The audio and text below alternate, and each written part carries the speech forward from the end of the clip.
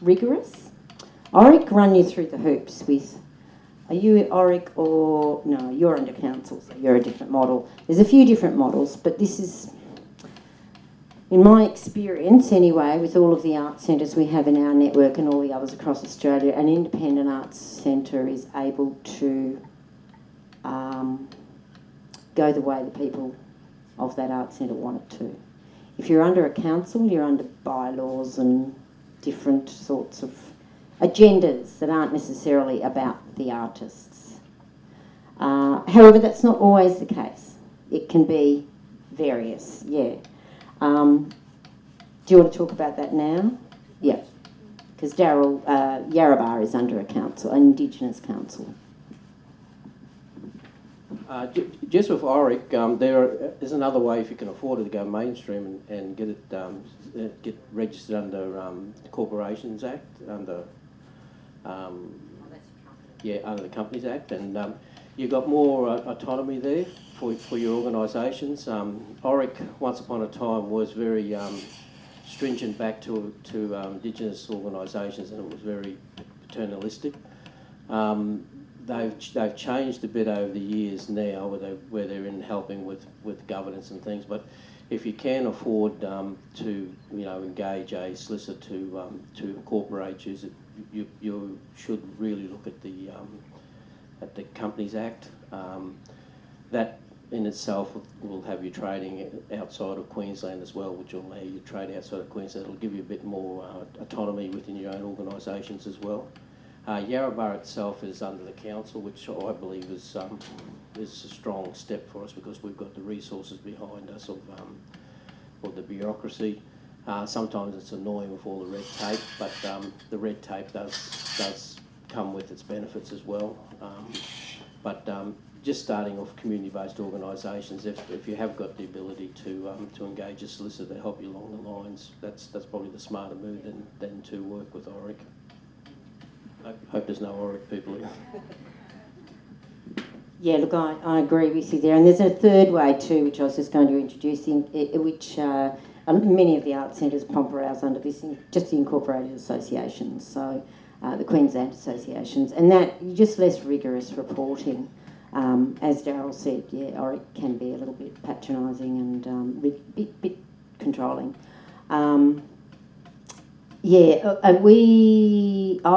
IACA, which is the peak body for all of these art centres, incorporated 8 years ago, and we got an arts law pro bono solicitor. So you're familiar with arts law? Another organisation that anybody involved in art, in the arts, should be familiar with, and they can give you a pro bono lawyer. It takes a little while. Don't want to rush this business. You've got to have patience. You've got to have grit and you've got to have patience, really. It could take 2 or 3 years. If from idea to getting a piece of paper that says you've got an incorporated org. But once you've got that, you've got a lot of opportunities open up for you to slowly develop and stabilise into an organisation that can be sustainable for a long time, not just a quick flash. So that's the other thing, is that incorporated associations, and again, there's a website. I've got some little cards here I'll hand out. If you want to get in touch with me or some of my staff at IACA, we haven't got a lot of staff, we've got 2 others beside me, but we can give you a hand and we can send you web links and we can support you through this, and we've tried to do that with Palm Island and they've come in and out. But we do have one rule of thumb: if people don't stay on the program, we're not going to chase you. You've got to have the determination and the desire to see this through, and we'll support everything you do, and then you can be considered, if you're interested in membership, to get some of the services that IACA offer, which I'll run through in a minute. But I think Ros has got a little bit to chip in here. Here you go, Ros. Okay, just in regards to what Pam's saying, now Big Eye Theatre, we started about 18 years ago. Now, we have never been incorporated. We've been just running along as a grassroots community group of people who's got the passion and the generosity of making it happen. That's how we were running as a theatre company. And because of our rapport, that's when we were asked by the Trust over the last 2 years to run the Art Centre. You really need to build your rapport with your community, and people know that you are there for the right reasons. And that's how Big Eye Theatre has been operating.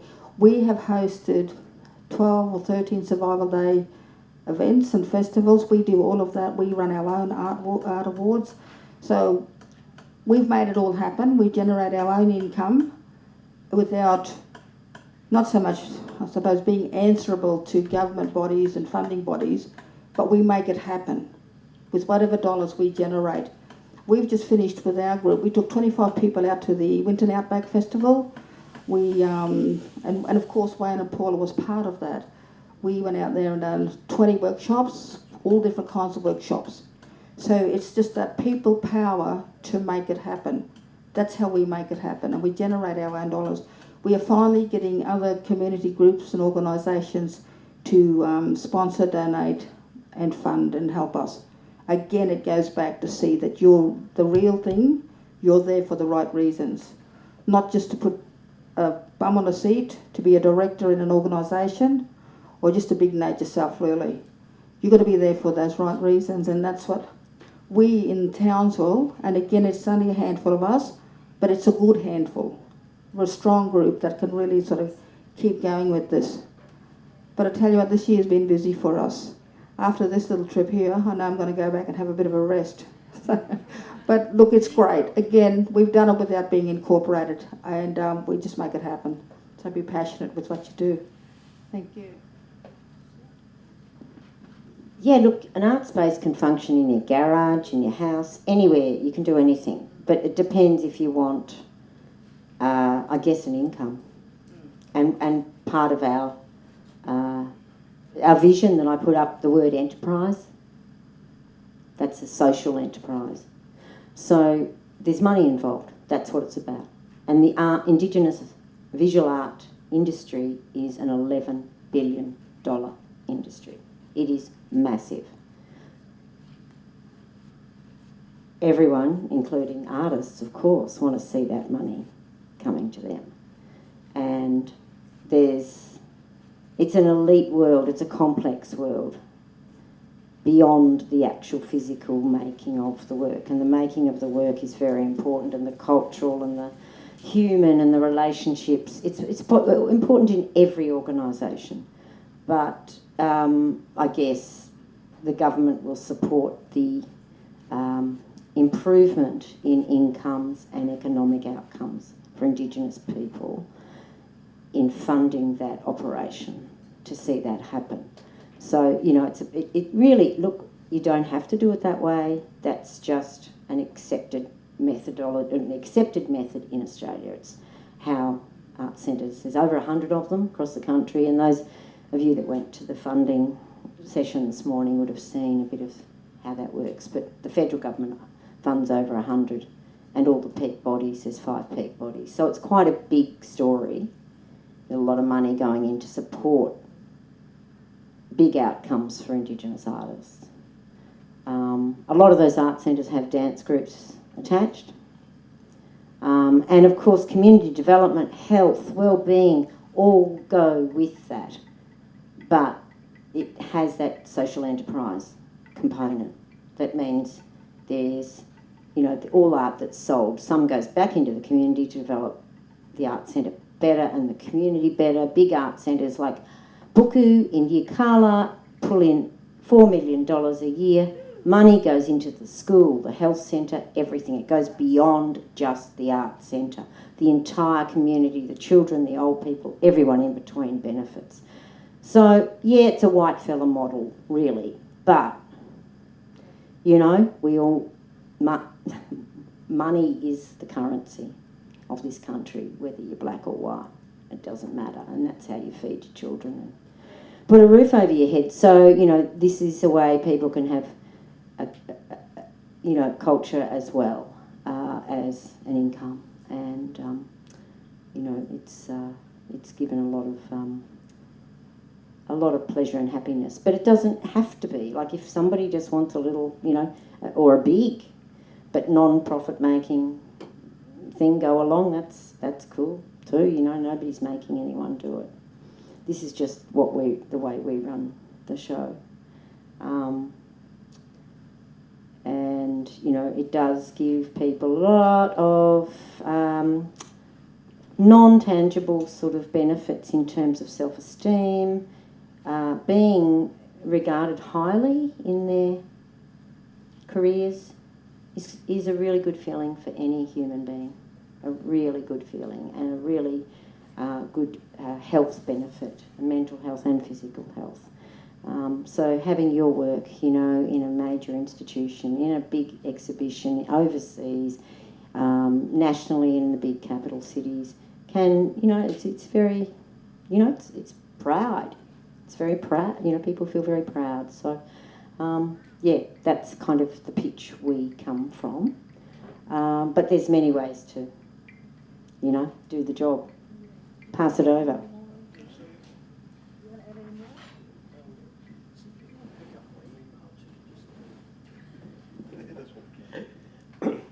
Yeah, I think the economic development that can be made from individuals is a good outcome, but also there's your health and well-being, your healing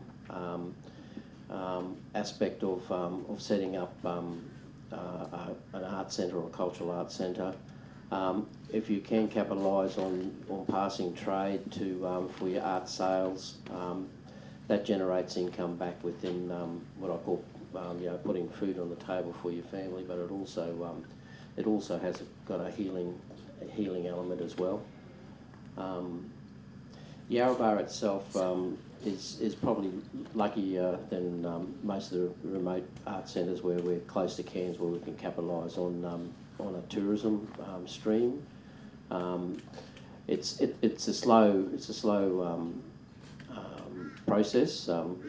There's no it's got its potential. We have visitation coming to Yarrabah quite regularly with school groups coming over wanting to learn and understand and also various other tour groups. That then creates opportunities for our artists to sell. We've got KIAF sitting on the doorstep where that's Cairns Indigenous Arts Fair, where we can participate in that with you know, with everything. We're trying to position ourselves as a satellite event of KIAF, which will then hopefully bring more visitation over to Yarrabah during KIAF with the major visitors that come into Cairns during that period of time.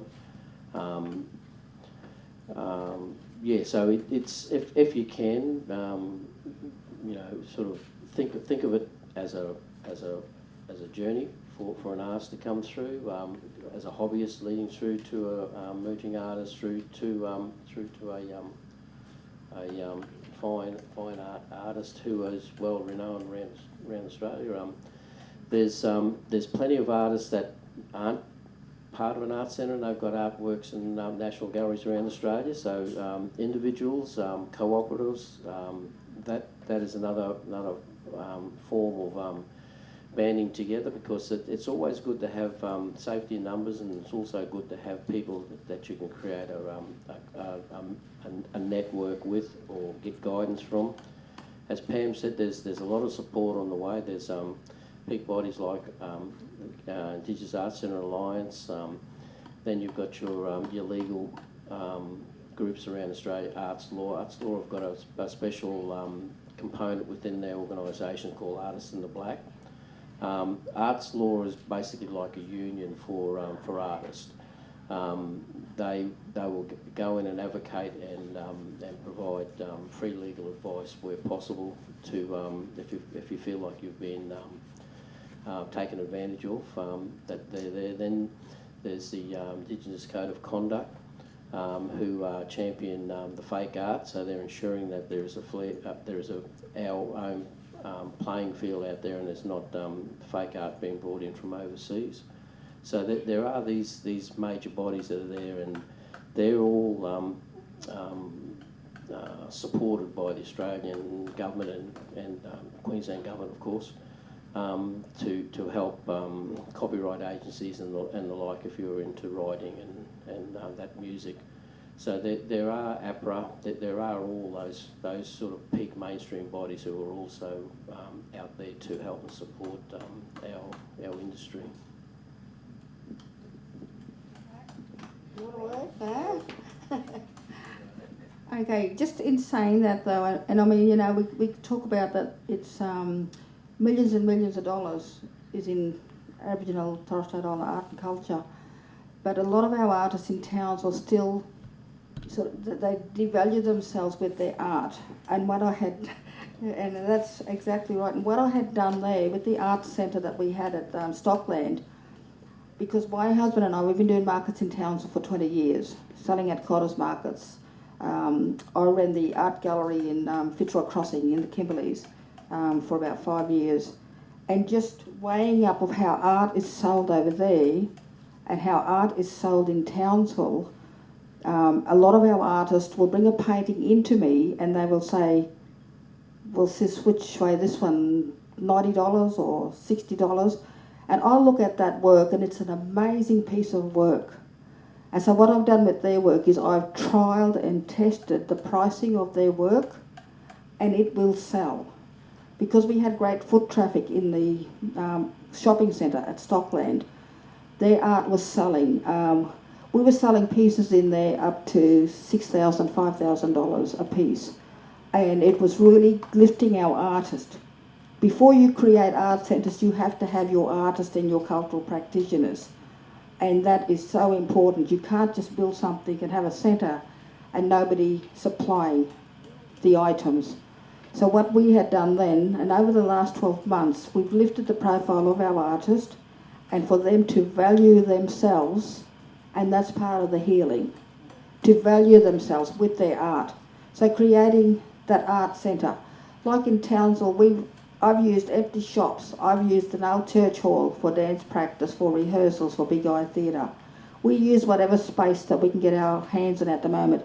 And it's not just about the visual arts, it's everything else. We don't have tours in Townsville. We've got the Common, where we have the track, where all the bush tucker is. But the traditional owner groups there at the moment have sort of handed that over to us. But Big Eye Theatre's got a lot on its plate at the moment that we're really trying to fill the gaps because they're so busy doing what they're doing, they can't sort of fill in, and they get us to fill in wherever. There's a lot of activity on the ground, but we need, at the moment, we're still nurturing a lot of our artists in Townsville to really build that rapport. It's great what's happening on Palm Island with the Spring Festival now. You know, that is something that's just growing and growing. And I think they add extra ferries now for people to get over to Palm. And, you know, the artists and the stuff that's happening on Palm Island is really great. And yet in Townsville, where I see so many people, so many artists, I know all the mob who went through TAFE, they're not doing anything with themselves. And it's just sad that, you know, we try to encourage them, but we can only do so much. But look, it's just been great listening to these guys as well as being part of the panel up here. So what I'm going to ask each one of you now is, in 10 words, describe the current state of black arts is like for you in 2019. 10 words, just describe what black arts has meant to you for this year.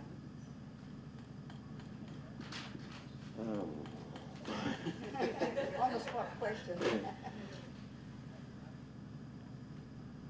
Yeah, just, I mean, for me, I would say, maybe I could just sort of... Okay. Maybe I could say busy, crazy, deadly, solid, and just really exciting. That's only 5. I could keep going. But it's just exciting still to be a part of the movement, what's happening in Townsville. So I think we could say that about our other areas as well. Yeah, it's been busy, inspiring, hard-working, good sales, a good number of artists coming through, emerging artists, good workshops, good community spirit, great support from our leading bodies, IACA and CIAF. Visits to our field visits for our artists to Darwin down here, and next year cultural camps up in Cape York. Yeah. I'll back that up. Good on ya. Go, thanks, man. Yeah, well, IACA has been working really hard to establish itself, and you know, that's how it works in this country. You actually have to create some success to continue to have success. And in your one of the 10 words is exhausting. However, we've managed to get to that place where we're attractive to be funded for projects and offer incredibly rigorous workshops, and through that we've formed some really strong partnerships which have funded those cultural camps that Daryl's talking about. 2 separate, incredibly huge, well-marketed exhibitions at the National Museum, which will then tour. So Queensland, you know, and you've been in the Kimberley, you'd know, Queensland's very late to the race. Not for its own fault. It's had weird governments, and you will know what I mean in the past, you know, that hasn't really seen the potential of Indigenous art like other states have. So the Northern Territory and Western Australia have led 40 years, and that's in the minds, and IACA's charter is to change those minds, to see how wonderful the unique environment and culture of Queensland art is. So we're hoping that that's really going to have a big effect on that. So yeah, I'll just flick through some of, so that there's a big exhibition coming up. Well, these are some of the services IACA does with its members. Is this okay if I do this? Yeah? So we hold 2 conferences a year. We have another one in 3. We have one in 3 weeks after I get back from here, which we've been planning, and they cover all manner of industry topics, cultural topics, techniques, legal, business, everything that is involved in the selling, marketing, business of art. We do promotional 2 high-quality, image-rich magazines per year, which talk about everything that's going on in the art centres across our network. You can subscribe to that. They're free. Hop on our website. I'll hand those cards out. We'll send you one every 6 months. They're great if you want to find out what's happening. We do hands-on assistance at art fairs. We come in with a toolbox and the people, and if, you know, some art centres have more staff than others, some need more help than others, some are new at it, some know it off by heart. We fit in and we do whatever they need. We also have our own year. So that's one of our art centres, that's Mornington Island image on the front cover of that. All the collectors buy this and find you if you get this. So this is the power of a collective rather than just trying to do it all on your own. It's that connection. We have an annual Emerging Artists Fellowship, and one of our recipients from last year is sitting right here in front of me. Did a residency at the ANU. Yeah, so we do that every year, and that came from a bequest that we were given some years ago. But we're new kids on the block. Some of the other peak bodies are 30 years old. So to establish ourselves, we got a project going called Belonging, and we had workshops to develop a body of work from every single one of our members. We have over 500 pieces of work now stored in our office in Cairns, which is going into this exhibition in 2021 called Belonging. It will be the very first time an entire region has exhibited, and the quality of that work has been really strongly developed through really top quality materials and studio practices being introduced. So there's more to it than just, you know, giving an artist a paintbrush and a pot of paint.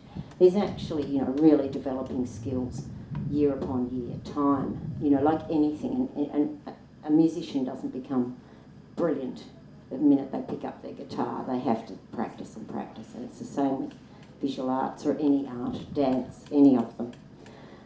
So here's a few of some of the finished works. This is from Hope Vale, Mornington Island. These are just examples of some that will be in this exhibition.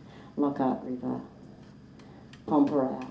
They used fluorescent. These are photographed under black light, and they're going to be exhibited in a black room. They're awesome. Yalanji.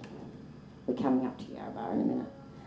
Barnayurji in Wudud on the Bloomfield River. Arakoon, Wikinkugu artists. The Arakoon dogs you may be familiar with. And they cracked a beautiful one there on the left-hand side, the blue coo. So it's the blue camp dog, beautiful cobalt blue paints. Yarrabah have done an exciting ceramics project, and Eric's been really involved in that, recreating some of their mythological, am I correct? Mythological creatures, the hairy men. These are half, you know, they're not quite finished in these images there, but there's a couple in the middle there that are well on the way. They're going to have natural objects and things adorned in them. So the NMA, the National Museum of Australia, has seen some of these images on social media, and they approached us, and they're acquiring that entire exhibition as well as showing it and touring it. So those artists all get money for that, the art centres get money for that, and those they are a legacy. That collection is there forever, which is, we're very proud of that. We've also introduced photography and film through the Australia Council funded us. So once we got this rolling, other funding bodies were interested in us and what we were doing, and trusted that our work was top quality. So we've got some fantastic work coming out of the Torres Strait with photography and film. And this is from Bardu Arts, portraits. The one in the middle is called Sinking. Weenam Arts up on the top of the Cape, again chose photography. Fire was their theme.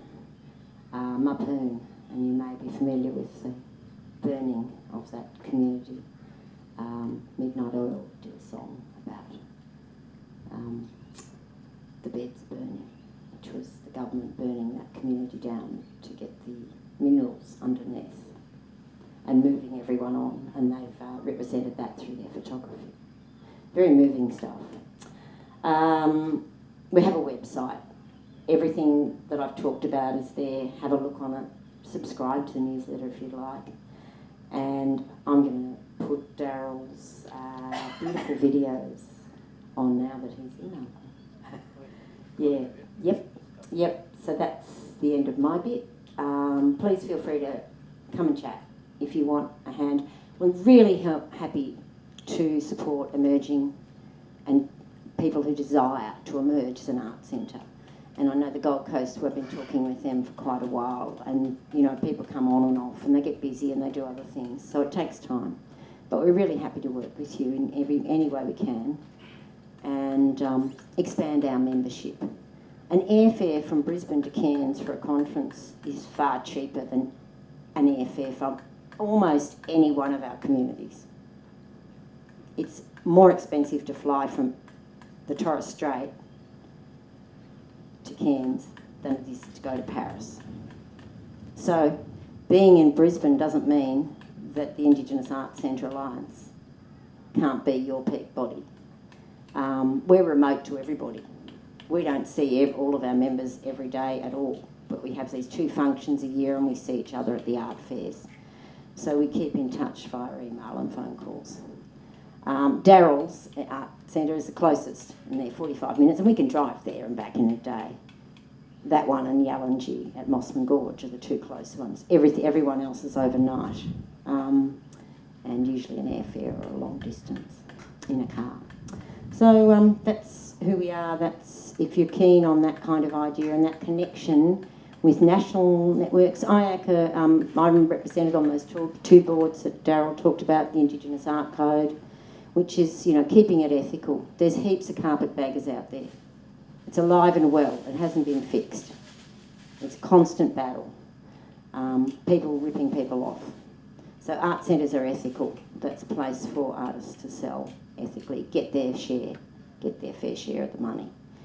And the buyer knows they're getting an authentic piece of work. And I'm also on the Darwin Aboriginal Art Fair board as well. So we've moved all of our art centres from none going to Darwin to everyone going to Darwin through supporting them to get there and supporting them when they're there. So, yeah, we'd love to have more members. We'd love to grow. We've got to a place where we're ready to do that. So please contact us. I'll hand these around. Not if you're not ready, though. It's only if it's a real desire. Like I said, grit and commitment. I'll pop those down there anyway for the moment. Yeah, thanks. And they've got some info, and then come and find me. Okay, I'll find the video to finish off on. Is that right? And hand back. Thanks, Pam. Okay, just some of the key questions. I mean, if you're thinking about setting up an art centre, or you want to help somebody in your town or community who are interested in doing that, ask yourself, why do we need to establish an art centre, an art space? What are the key drivers for your artist? What's the benefits and challenge in working together? What resources do we need to create an art centre? What are the personal skills and qualities required? Where does the money come from? And what are the roles and responsibilities of all stakeholders, artists, families, community and industry? So just on that note then, Pam's she's trying to get her... No internet. Oh, okay. Maybe we could put that up on a site somewhere, or that someone can look at later. You can't get up either. Oh, the Wi-Fi's pretty bad here. Yeah, okay. Too many hills around. I can never die. Too many hills around. Are you keen, everybody? Will we... He's keen to have a little look. Oh, great, keen. We'll try. Okay. So this isn't in our schedule, but has anybody out there got any questions or anything they'd like to just come up and ask us? Yep.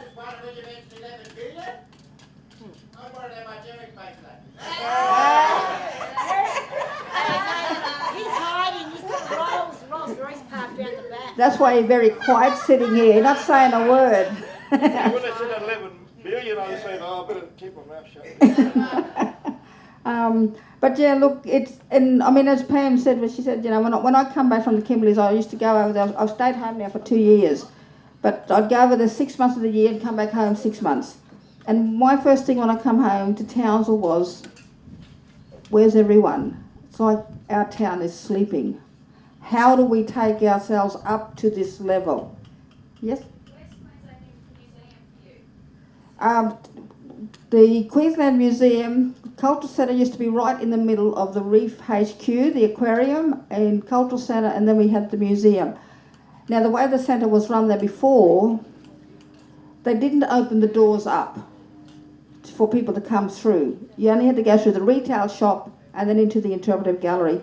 It was their marketing skills that they were trying to catch. Everybody should go through retail to buy paintings or something on their way out. Didn't work. And then when we went in there, we opened up the doors that would lead visitors from the museum through to the aquarium, but they'd all stop in at the cultural centre, come into our interpretive gallery, look at our art, ask questions and have a yarn.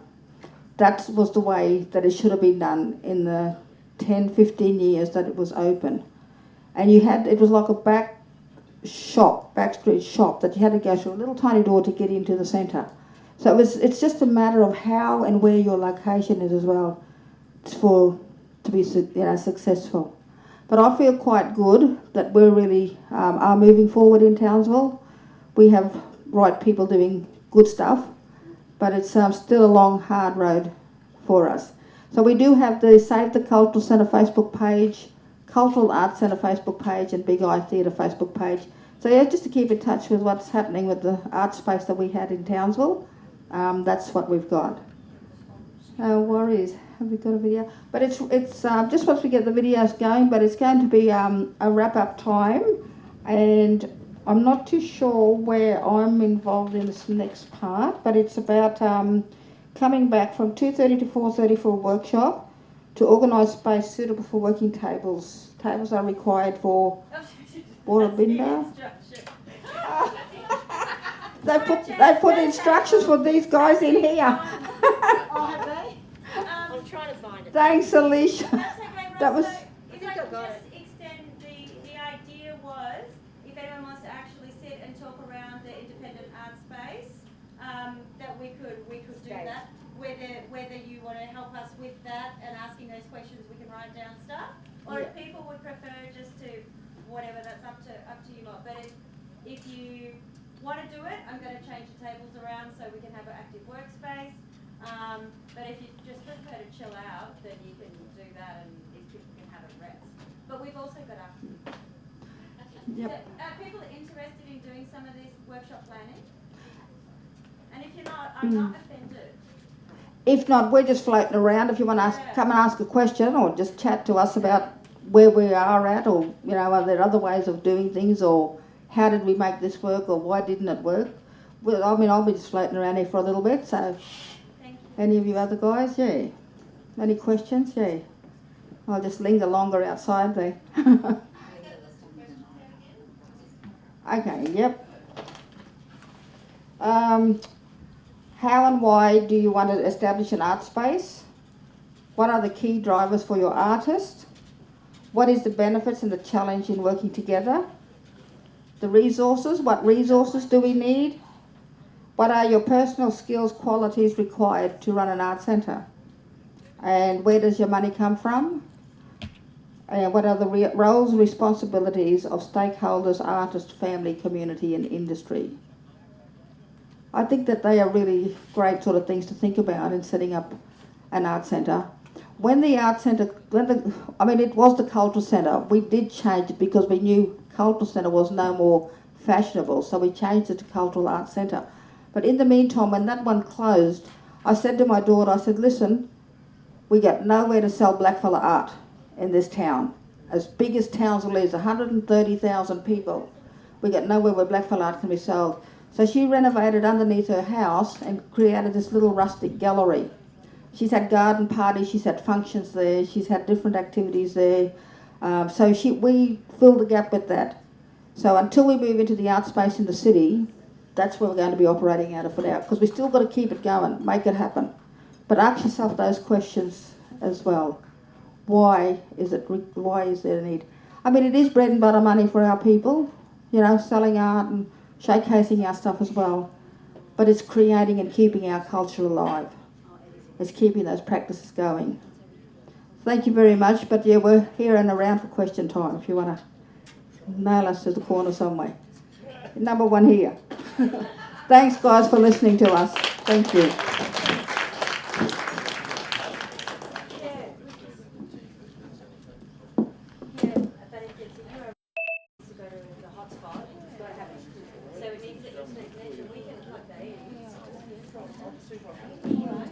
Someone gave us a hotspot. What's that? So I think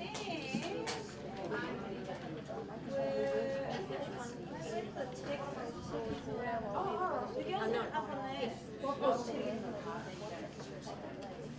Is there a technician in the house? Yeah, this one up.